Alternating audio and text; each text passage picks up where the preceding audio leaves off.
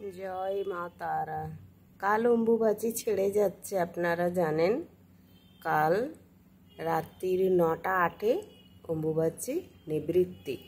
সুতরাং যাদের বাড়িতে মায়ের মূর্তি আছে, যারা মায়ের পূজা করবেন, তারা অবশ্যই ঠিক সময়ে মায়ের যখন অম্বুবাচী নিবৃত্তি হচ্ছে তার আগে আপনারা স্নান করে নেবেন, নিয়ে মাকে ফল মূল মিষ্টান্ন দিয়ে যেমন মায়ের পুজো করেন নিশ্চয়ই করবেন। আর যারা ভোগ টোগ রেঁধে পায়েসান এইসব রেঁধে যারা মাকে ভালোভাবে পুজো দেবেন নিশ্চয়ই দেবেন।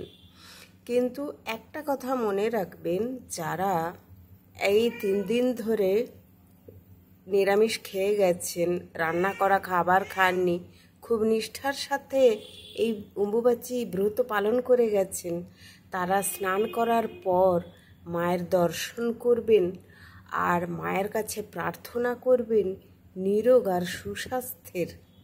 তারা যেন যতদিন বাঁচবে যেন মায়ের ভক্তি নিয়ে মাকে যেন ভক্তি করে যেতে পারে আর এই ব্রত পালন করতে পারে খুব ভালোভাবে।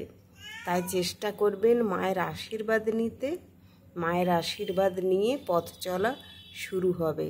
যারা এই মন্ত্রটি জানেন অবশ্যই মায়ের কাছে প্রণাম মন্ত্রটি বলবেন। জয়ন্তী মঙ্গলা কালী ভদ্রকালী কপালিনী দুর্গা শিবা সমাধাত্রী স্বাহা স্বাধা নমঃস্তুতে। জয় মা। মা মঙ্গলময়ী, মা করুণাময়ী। মায়ের কাছে কিচ্ছু চাইবেন না, মায়ের কাছে শুধু চাইবেন সুস্বাস্থ্য আর নিরোগ।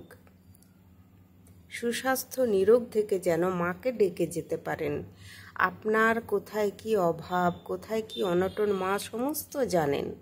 মা নিশ্চয়ই সেই সব মেটানোর চেষ্টা করবেন। মা জগৎ জননী। আমরা জানি যে এই অম্বুবাচী এক জায়গায় সব থেকে বেশি প্রসিদ্ধ, সেটা হলো কামাখ্যায়। কামাখ্যায় মায়ের এই 3 দিন অসম্ভব মেলা হবে, মায়ের মন্দির খুলে যাবে, প্রচুর ভক্ত সমাগম হবে, মায়ের আশীর্বাদ নিতে আসবেন। আপনারা যারা যান নিশ্চয়ই যাবেন, যারা এর আগে গিয়ে ঘুরে এসেছেন তারা নিশ্চয়ই খুব পুণ্যবান পুণ্যবতী, আপনারা দর্শন করতে পেরেছেন। আমি যদিও কখনো দর্শন করিনি, আমি শুধুমাত্র ফেসবুকে মাকে দর্শন করেছি, কিন্তু আমার অন্তরে আমি সবসময় মায়ের সব তীর্থেই গিয়ে দর্শন করে এসেছি। কেননা আমার ঘরে, আমার গৃহে মা অধিষ্ঠান করছেন। এই যে মা অধিষ্ঠান করছেন, এই মাকে দর্শন করলে আমার সারা পৃথিবীর মাকে দর্শন হয়ে যায়। আমার বাড়ির কাছে রাধাকৃষ্ণের মন্দির আছে, আমি রাধাকৃষ্ণের মন্দিরে যাই, তখন মনে হয় আমার বৃন্দাবন সমস্ত ঘোরা হয়ে যায়। কেননা মনই সব। আপনি যদি ঘরটাকেই তীর্থ বানিয়ে নেন, আপনাকে আর তীর্থস্থানে যাওয়ার কোনো প্রয়োজন হয় না। তাই চেষ্টা করবেন মাকে ভক্তি ভরে ডাকতে। আর যারা উপবাসের পর পালন করবেন অবশ্যই তারা ব্রাহ্মণকে কিছু মিষ্টান্ন খাইয়ে দেবেন, কিংবা সবথেকে ভালো কথা, বাড়ির সামনে যদি কোনো অভুক্ত পশু থাকে তাকে অন্তত 2টো বিস্কুট হলেও দেবেন। কেন বলুন তো? জীবে প্রেম করে যেই জন সেই জন সেবিছে ঈশ্বর।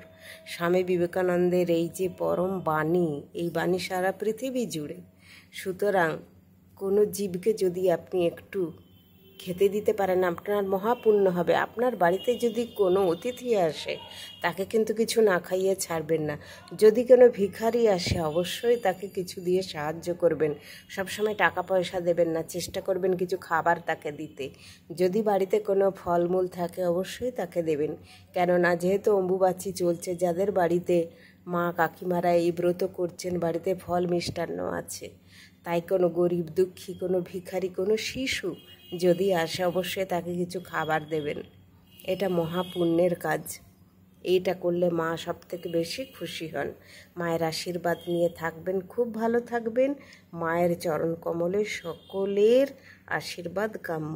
মা সকলকে দীর্ঘায়ু দান করুন, সবাইকে ভালো রাখুন, সুস্থ রাখুন। মা জগৎ জননী। জয় মা।